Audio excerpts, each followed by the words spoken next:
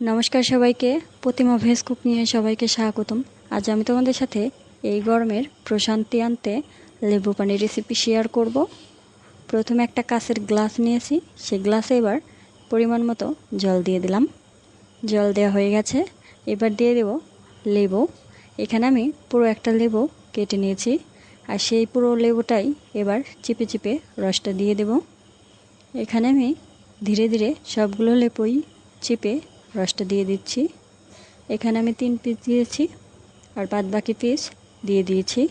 এবার দিয়ে দেব পরিমাণ মতো বিট লবণ, আর বিট লবণটা অবশ্যই চেক করে দিতে হবে পরিমাণ ঠিক আছে কিনা।